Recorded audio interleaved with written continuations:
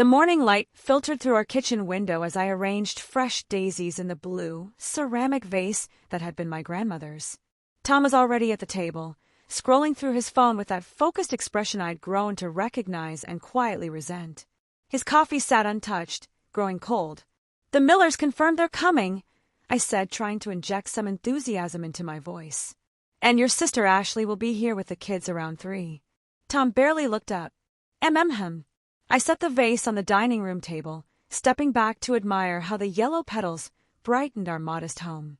Cedar Falls wasn't the kind of place where people threw elaborate parties, but I wanted everything to be perfect. Maybe if I could create the right atmosphere, we could find our way back to each other. "Oliver's excited to see his cousins," I continued, wiping down surfaces that were already clean. "He's been asking all week when they're coming." This time Tom did look up, but his eyes seemed to look right through me. "That's great, Becca."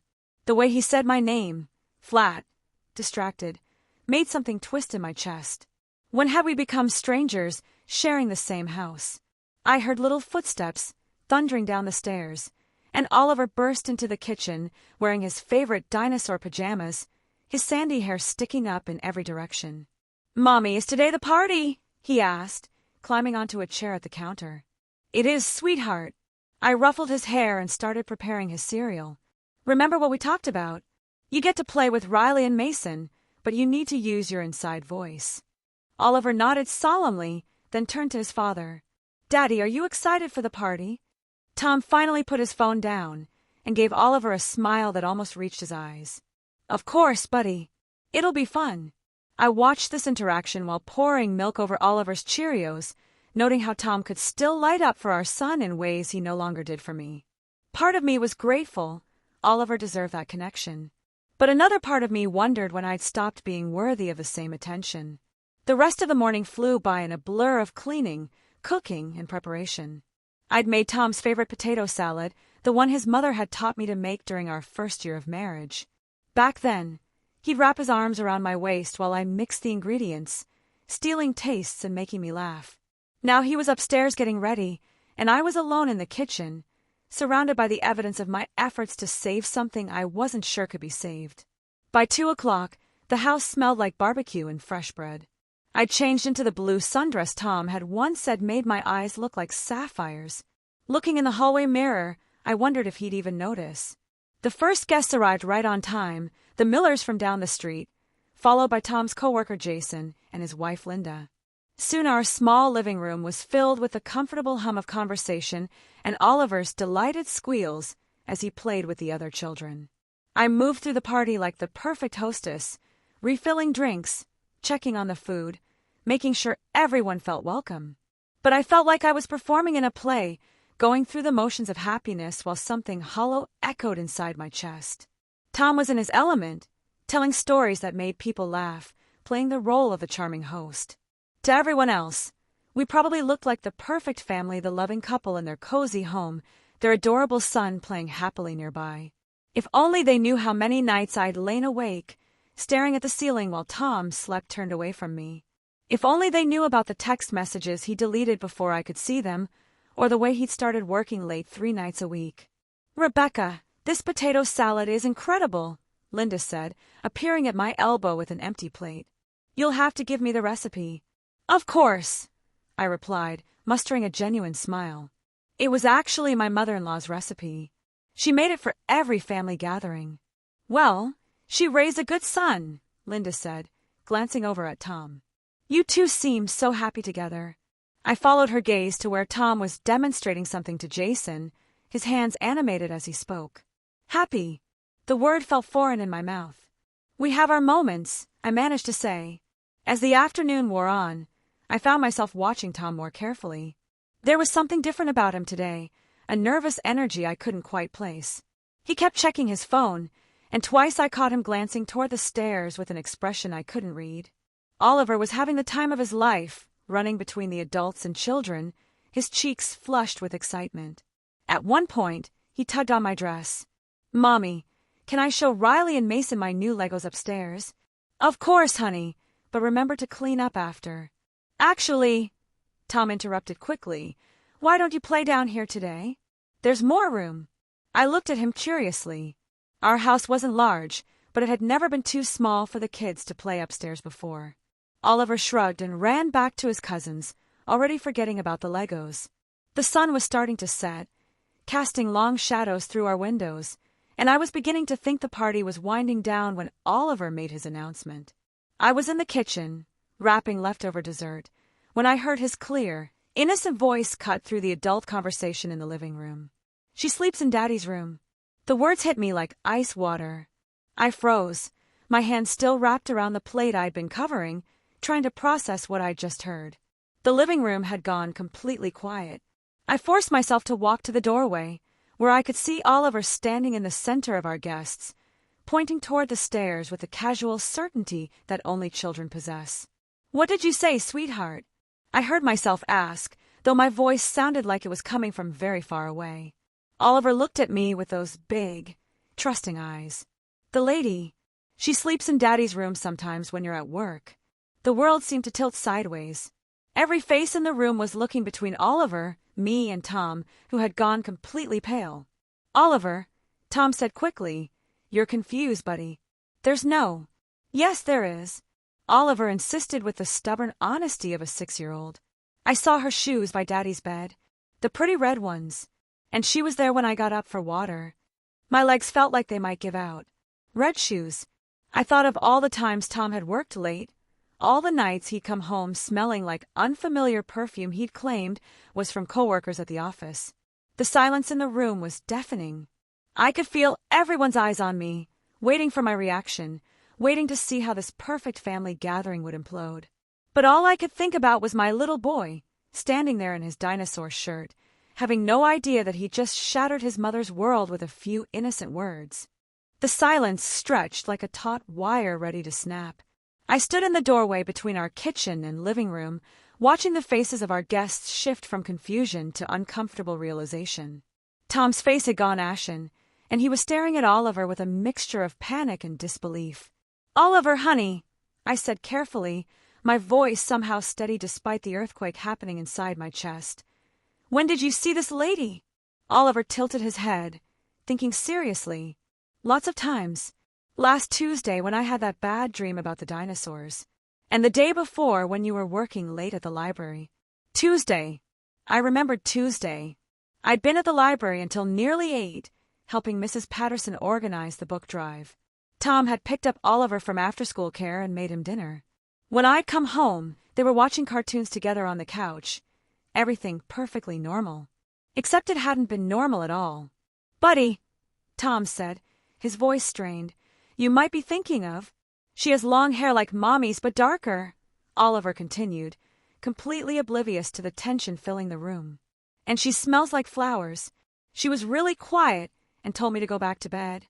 Ashley, Tom's sister, cleared her throat awkwardly. "Maybe we should." "No," I said quietly, surprising myself. "Let him finish." I needed to hear this. All of it.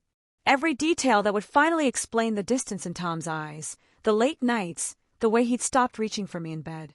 Oliver looked around at all the adult faces staring at him and seemed to sense that something was wrong. His lower lip started to tremble. Did I say something bad? My heart broke for him in that moment. My innocent little boy who had just revealed the truth, everyone else in the room was too polite to acknowledge. I crossed to him quickly and knelt down, pulling him into my arms. "No, sweetheart, you didn't do anything wrong. You were just telling the truth." Over Oliver's head, I met Tom's eyes. The man I'd been married to for 8 years, the father of my child, the person I trusted with everything I had. His face was a study in guilt and desperation. "Becca, I can explain." "Can you?" I stood up slowly, keeping Oliver close to my side. "Can you explain why there's a woman in our bedroom when I'm not here? Can you explain why our son knows what she looks like, what she smells like?" The guests began to shift uncomfortably. Jason muttered something about getting late, and Linda was already gathering her purse. Ashley looked torn between loyalty to her brother and sympathy for me. "Maybe this isn't the best time," the miller's wife said gently. "We should probably—" "You're right," I said, my voice growing stronger. "This isn't the best time. Thank you all for coming. I'm sorry the party had to end this way." The exodus was swift and awkward, full of mumbled apologies and avoided eye contact. Ashley lingered, reaching for Oliver. "Why don't Riley and Mason and Oliver come to my house for a while? They can have a sleepover." I looked down at my son, who was still clinging to my leg, his earlier excitement completely replaced by confusion and worry. "Would you like that, honey? You could play with your cousins and watch movies." Oliver nodded uncertainly. "Are you and Daddy okay?" The question hit me harder than anything else had. How long had he been sensing the tension between us? How many conversations had we thought we were hiding from him? "Daddy and I need to talk about some grown-up things," I said, smoothing his hair. "But that has nothing to do with how much we love you. You understand that, right?" He nodded again, but I could see the worry in his eyes. Ashley quickly gathered him up along with her own kids, promising ice cream and cartoons. Within minutes, the house that had been full of laughter and conversation was empty except for Tom and me. I stood in our living room, surrounded by the remnants of the party, empty plates, crumpled napkins, the blue vase of daisies that had seemed so hopeful that morning.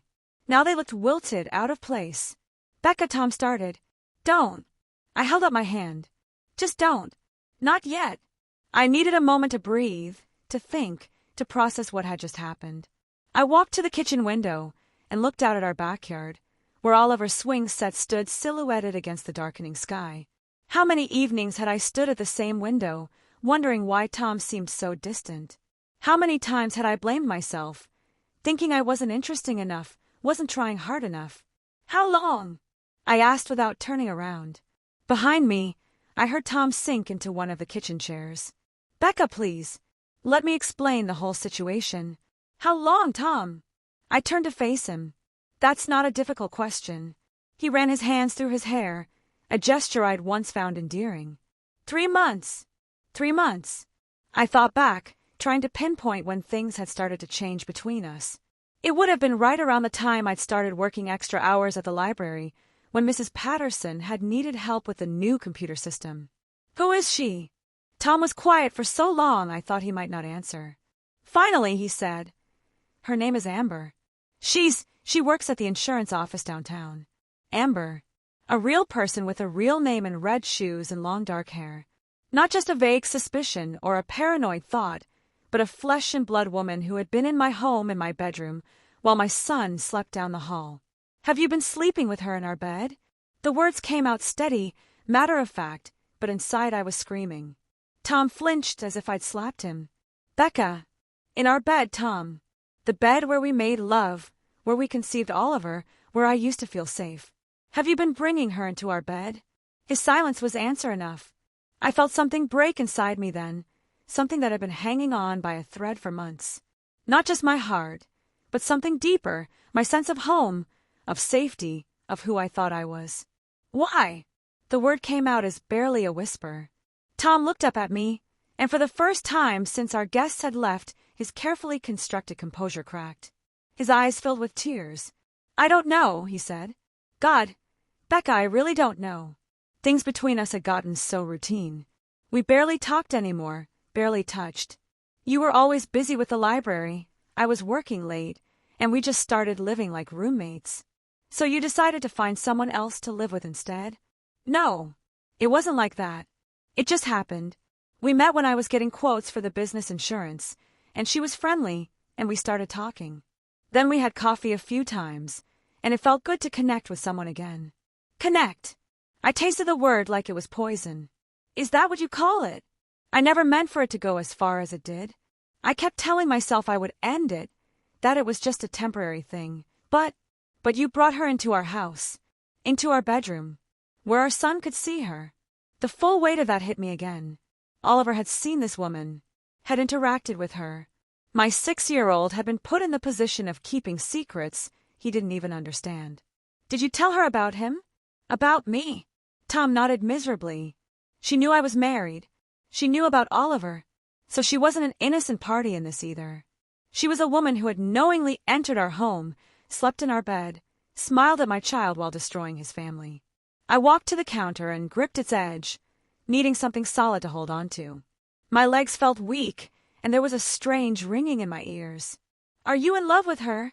The question hung in the air between us.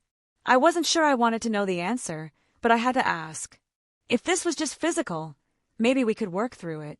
But if he loved her, I don't know, Tom said quietly. Maybe. I think so. And there it was. The final blow. Not just that he'd cheated, not just that he'd brought another woman into our home, but that he might love her. I turned to look at him, this man I'd built a life with, and realized I was looking at a stranger. The Tom I'd married would never have done this.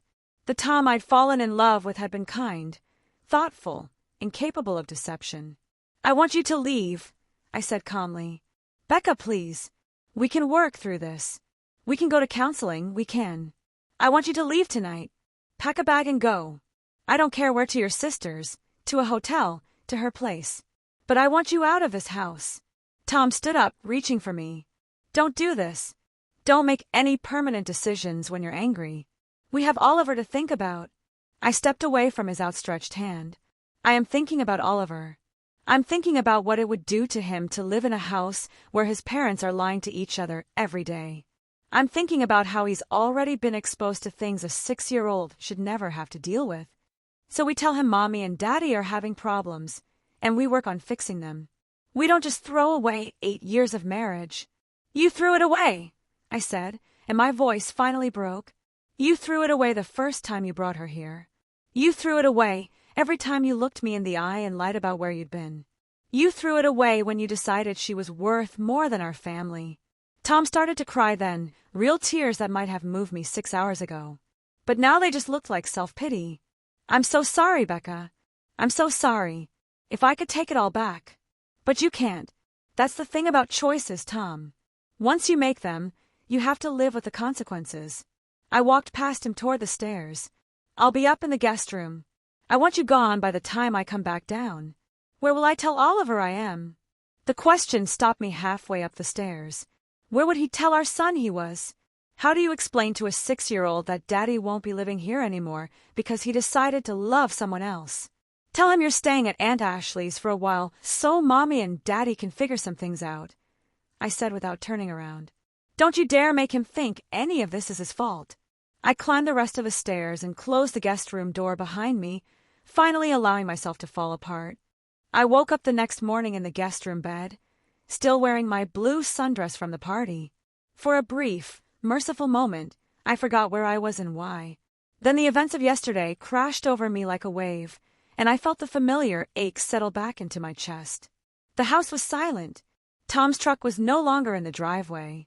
I shuffled to the master bedroom and found it exactly as I'd expected, his side of the closet half empty, his toiletries gone from the bathroom counter. He'd been thorough but not destructive, taking only what he needed. The bed was made with military precision, as if he tried to erase any evidence of what had happened there. I stripped the sheets and threw them in the washing machine, then remade the bed with our spare set.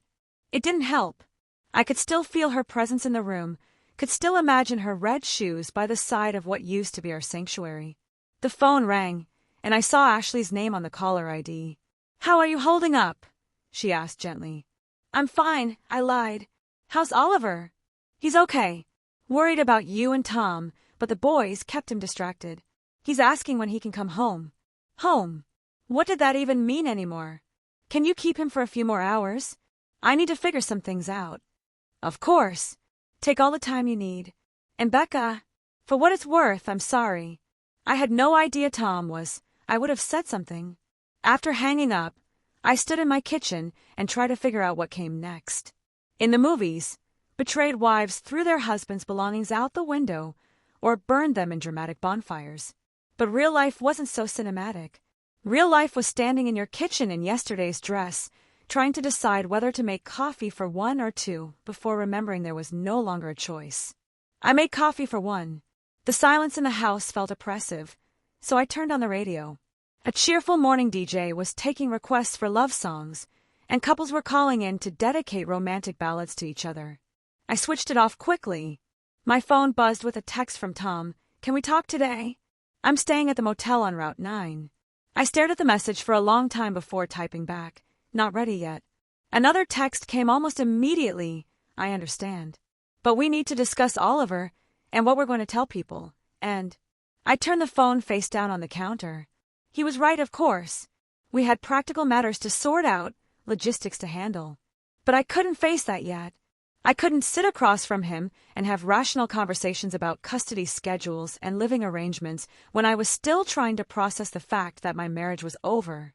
Instead, I did what I always did when life felt overwhelming. I cleaned. I scrubbed the kitchen until it gleamed, vacuumed every room twice, and organized closets that didn't need organizing. Physical work helped quiet the chaos in my mind, gave me something concrete to focus on. While I was washing windows, I thought about all the signs I'd missed or chosen to ignore. The way Tom had started showering immediately when he came home from work. The new cologne he'd claimed was a gift from a client. The night I'd found him on the phone in the garage, speaking in low tones before quickly hanging up when he saw me. How long had I been willfully blind? My friend Karen called around noon. News traveled fast in Cedar Falls, especially news like this. "I just heard," she said without preamble. "Are you okay? Do you need anything?" I sank into a kitchen chair, suddenly exhausted. I don't even know what I need. This whole thing feels surreal. What are you going to do? It was the question everyone would ask, and I didn't have an answer. I honestly don't know. I can't think past getting through today. Do you want company? I could come over. We could order pizza, drink wine, trash talk men. The offer was tempting, but I wasn't ready for company. I wasn't ready to explain the details or receive well-meaning advice about marriage counseling or making things work for Oliver's sake. Thanks, but I think I need some time alone to process everything. After we hung up, I realized I needed to call in sick to work. Mrs. Patterson had been understanding when I'd called that morning, telling me to take all the time I needed. But sitting alone in my house wasn't helping me process anything. It was just giving me more time to spiral into dark thoughts. I decided to drive. Cedar Falls was small enough that you could drive from one end to the other in 20 minutes, but I took the long way, meandering through neighborhoods I rarely visited. Past the elementary school where Oliver would start first grade in a few weeks, past the ice cream shop where Tom and I had taken him for his birthday last month, past the little church where we'd been married 8 years ago. Had Tom been thinking about her during Oliver's birthday celebration? When we'd sung Happy Birthday and watched our son blow out his candles, had part of his mind been elsewhere? I found myself parked outside the insurance office downtown without consciously deciding to go there. It was a small brick building wedged between the post office and the hair salon. I wondered if she was inside right now, this Amber who had upended my life. Was she working at her desk, answering phones, pretending this was just another normal Monday? Did she know that yesterday our son had innocently revealed her existence to a room full of people? Did she know that Tom had chosen to leave his family rather than end their affair? A woman emerged from the building tall, with long dark hair, just as Oliver had described. My heart hammered in my chest, but as she got closer, I could see she was older, maybe in her 50s. Not her. I drove home feeling foolish and invasive. What had I been planning to do? Confront her in her workplace? Demand answers to questions I wasn't even sure I wanted answered? Back in my driveway, I sat in the car for several minutes, looking at the house Tom and I had bought when Oliver was a baby. It had seemed perfect then, big enough for our small family, with a yard for Oliver to play in and a front porch where Tom and I had planned to grow old together. Now it just looked empty. My phone rang. Ashley again. "Oliver's getting antsy," she said. "He wants to come home and see you. I think he needs a routine." She was right. Whatever was happening between Tom and me, Oliver needed stability. He needed his mother, his home, his normal bedtime routine. "Bring him home," I said. "I'll figure out how to explain things as we go." While I waited for them, I made Oliver's favorite dinner, mac and cheese with cut-up hot dogs, exactly the way he liked it. I set the table for two, the absence of the third place setting glaringly obvious. When Ashley's car pulled up, I watched through the window as Oliver bounded out, his overnight bag dragging behind him. He looked so small, so vulnerable, and I felt a fierce protective instinct surge through me. He ran straight into my arms when he saw me. "Mommy, I missed you. Where's Daddy?" I knelt down to his level, choosing my words carefully. "Daddy's staying at Aunt Ashley's for a while. Remember how sometimes when you and your friends disagree, you need some time apart to think about things?" Oliver nodded solemnly. "Are you and Daddy having a disagreement?" "Something like that, sweetie. But it's not your fault, and it doesn't change how much we both love you." He seemed to accept this explanation, at least for now. While he chattered about his sleepover with his cousins, I felt grateful for his resilience, for the way children could adapt to new situations without fully understanding them. But as I tucked him into bed that night, he asked the question I'd been dreading. "Mommy, what about the lady with the red shoes? Will she still come visit Daddy?" I sat on the edge of his bed, smoothing his hair back from his forehead. How do you explain adult relationships to a 6-year-old? How do you preserve their innocence while still being honest? "No, honey. She won't be coming here anymore." "Good," he said matter-of-factly. I didn't like her. She made everything feel different. Out of the mouths of babes. Even at 6, Oliver had sensed that something was wrong, that this woman's presence had changed the very atmosphere of our home. After he fell asleep, I sat in the living room where just yesterday we'd hosted a party where our guests had witnessed the moment my marriage imploded. The silence felt different now, not just empty, but expectant, as if the house itself was waiting to see what would happen next. I thought about Tom at the motel on Route 9, probably calling Amber, probably trying to figure out how to salvage his relationship with her now that everything was out in the open. I wondered if he missed me at all, or if he was just relieved to finally stop pretending. My phone buzzed with another text. "Can I call you tomorrow? We really need to talk about practical things." This time I responded, "Tomorrow evening, after Oliver goes to bed." It wasn't forgiveness or reconciliation, it was simple necessity. We had a child together, a house, shared finances, a life that couldn't just be dissolved without discussion. Whatever came next, we had to figure it out together. But as I locked the doors and turned off the lights, I realized something had shifted inside me. The desperate desire to save my marriage, to find a way back to what we'd had, was gone. In its place was something harder but cleaner: acceptance. My marriage was over. Now I had to figure out how to build a life from the pieces that remained. 2 weeks later, I was sitting across from Tom in a coffee shop on the outskirts of town, the kind of neutral territory divorced couples probably chose all across America. He looked tired, older somehow, with stubble that suggested he wasn't sleeping well. Part of me felt sorry for him, but it was a distant kind of sympathy, the way you might feel bad for a stranger in a news story. "I've been thinking about what you said," Tom began, stirring his coffee without drinking it. "About how I threw everything away. I waited, not sure where this was leading. You're right. I made choices that hurt you and Oliver, and I can't take them back. But I want to try to make things right going forward." "What does that mean, exactly?" He pulled out a folded piece of paper. "I've been looking at apartments. There's a nice 2-bedroom place about 10 minutes from the house. Oliver could have his own room for weekends, and it's close enough that I wouldn't disrupt his school routine." I looked at the rental listing he'd printed out. It was a decent place, not too expensive, in a safe neighborhood. The fact that he'd thought about Oliver having his own room, about maintaining stability, surprised me. "What about her?" Tom's face tightened. "We're not seeing each other anymore." I felt something that might have been relief, though I wasn't sure why it mattered. "What happened?" "She wanted me to leave you anyway, to make a clean break, and be with her properly. When she found out about the party, about how everything came out, she gave me an ultimatum." He looked down at his hands. "She said if I was serious about her, I needed to file for divorce immediately and move in with her. And I realized that I destroyed my family for someone who didn't understand that I needed time to figure things out, to do right by my son." He met my eyes for the first time since we'd sat down. I told her it was over.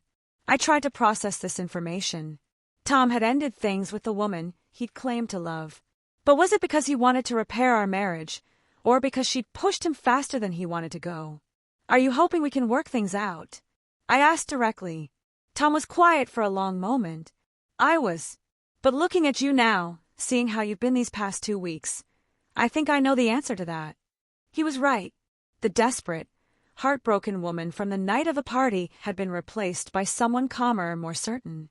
I'd spent the last 2 weeks discovering who I was when I wasn't trying to save a dying marriage. I'd found that I liked myself better than I had in months. "I'm filing for divorce," I said gently. Not out of anger, but because I think we both deserve better than trying to rebuild something that was already broken. Tom nodded slowly. "I figured. For what it's worth, I think you're right." We spent the next hour working out the practical details. Tom would move into the apartment and take Oliver every other weekend and one evening during the week. I would keep the house, at least until Oliver graduated high school. We'd split the other assets fairly, use mediation instead of lawyers where possible. It was all very civilized, very mature. Nothing like the dramatic confrontations I'd imagined.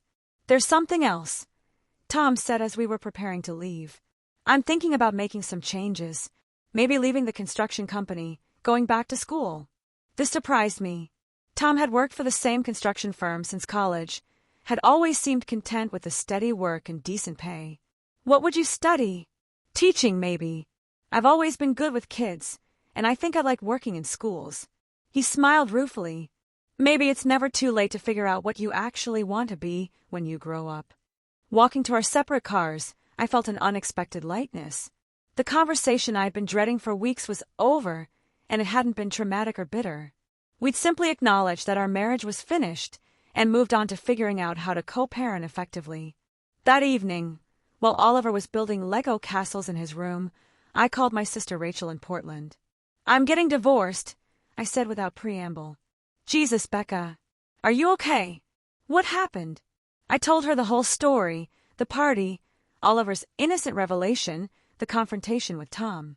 Rachel listened without interrupting, occasionally making sympathetic noises. "I'm so sorry," she said when I finished. "But honestly, you sound better than you have in months. The last few times we talked, you sounded so tired." She was right. I had been tired of trying to connect with someone who was emotionally somewhere else, tired of pretending everything was fine when it clearly wasn't. "What's next?" Rachel asked. "I'm thinking about going back to school myself, actually, getting my master's in library science. Mrs. Patterson's been encouraging me to apply for the head librarian position when she retires next year." "That sounds perfect for you." After we hung up, I went to check on Oliver. He was arranging tiny Lego people in complicated scenarios, narrating an elaborate adventure story. "How's the castle coming along?" I asked, sitting on the edge of his bed. "Good. The princess just rescued the knight from the dragon." He held up a small pink figure. "She's really brave." "Yes, she is." Oliver looked up at me with those serious blue eyes. "Mommy, are you sad about Daddy?" I considered how to answer this. Oliver deserved honesty, but age-appropriate honesty. "I am sad about some things," I said carefully, "but I'm also hopeful about other things. Sometimes when families change, it can be scary at first, but then everyone finds new ways to be happy. Like when Joey's parents got divorced, and now he has 2 bedrooms and gets to celebrate his birthday twice." I smiled despite myself. Leave it to a 6-year-old to find the practical advantages in family dissolution. Something like that. "Daddy and I both love you very much, and that will never change, even if we're not married anymore." Oliver nodded and went back to his Legos, apparently satisfied with this explanation. Children, I reflected, were remarkably adaptable when the adults in their lives were honest and consistent. Later that night, after Oliver was asleep, I sat at my kitchen table with a cup of tea and my laptop. I'd been researching graduate programs in library science, looking at admission requirements and course schedules. Most programs offered evening and weekend classes designed for working professionals. For the first time in months, I felt excited about the future. 3 months later, I was enrolled in my first graduate course and had submitted my application for the head librarian position. Tom had moved into his apartment and established a good routine with Oliver. He'd also started taking evening classes at the community college, working toward the prerequisites for a teaching program. We were learning how to be divorced parents, which was different from being married parents, but not necessarily worse. Our conversations were focused on Oliver's needs and logistics, free from the undercurrent of resentment and disappointment that had poisoned our marriage. Oliver seemed to be adjusting well.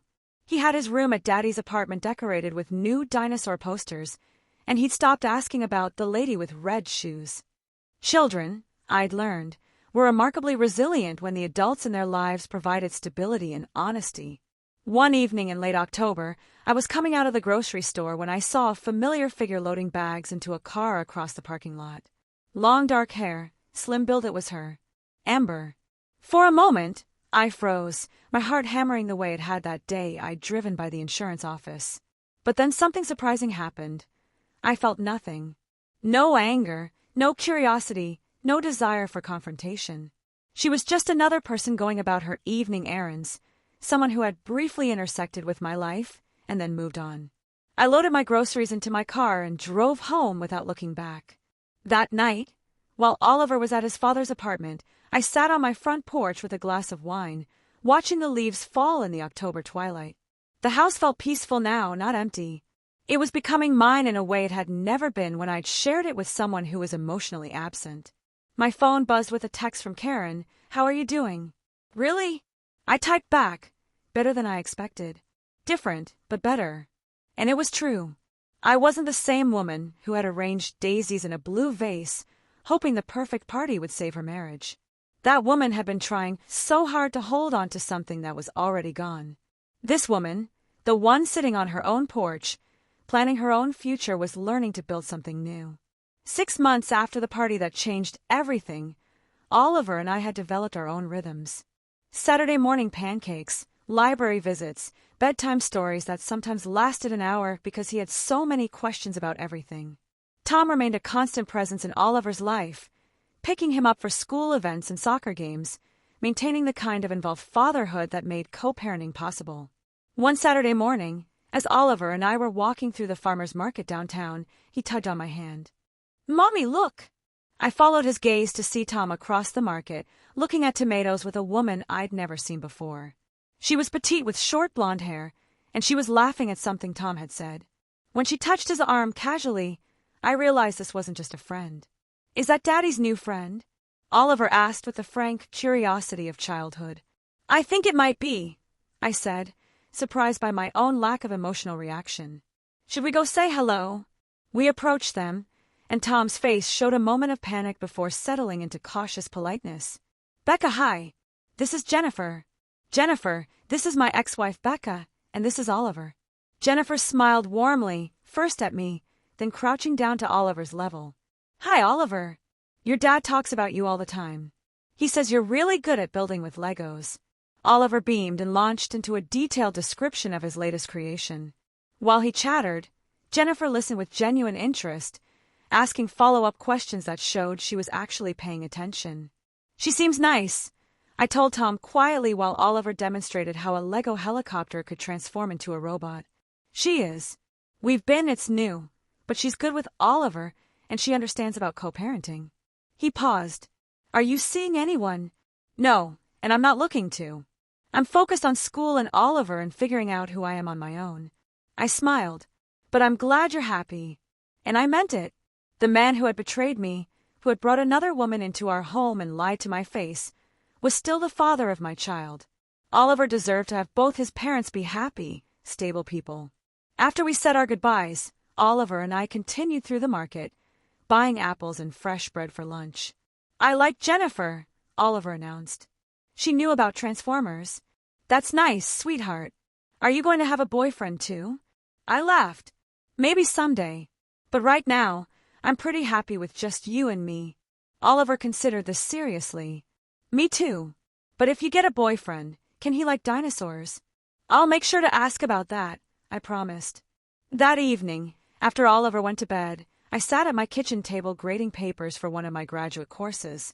Through the window, I could see the swing set in the backyard where Oliver spent hours every day, pumping his legs and trying to touch the sky with his toes. A year ago, I'd been a woman whose happiness depended on saving a marriage that was already over. Tonight, I was a graduate student, a single mother, a woman building a life on her own terms. It wasn't the life I'd planned, but it was mine. My phone buzzed with a text from my professor. "Excellent work on your latest assignment. Have you considered pursuing a thesis track?" I smiled and typed back. "I'm definitely interested." Outside, the October wind rustled the leaves in our oak tree, the same tree where Tom had hung Oliver's swing when we'd first moved into this house. So much had changed, but the tree remained, solid and enduring, its roots deep enough to weather any storm. I closed my laptop and went upstairs to check on Oliver one more time before bed.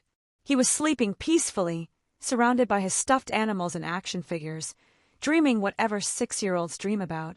In the morning, he'd wake up in the same house where he'd always lived, with the same mother who had always loved him, ready for another day of adventures.